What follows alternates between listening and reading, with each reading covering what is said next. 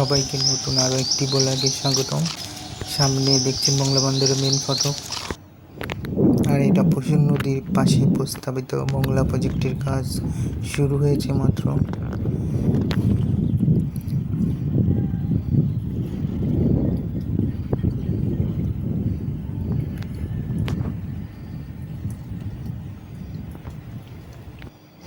আর এটা মংলা নদীর ঘাট।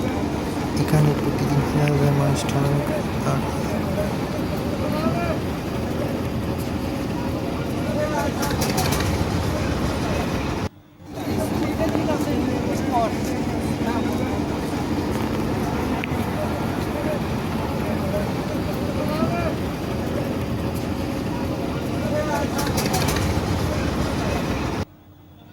আর এটা পশুর নদীর একটি খাল।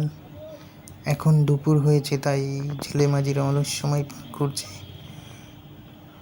সংক্ষেপে আপনাদের এতটুকুই দেখানোর চেষ্টা করলাম। যদি ভিডিওটি ভালো লাগে লাইক কমেন্ট করবেন। আজ এই পর্যন্ত, সবাইকে ধন্যবাদ।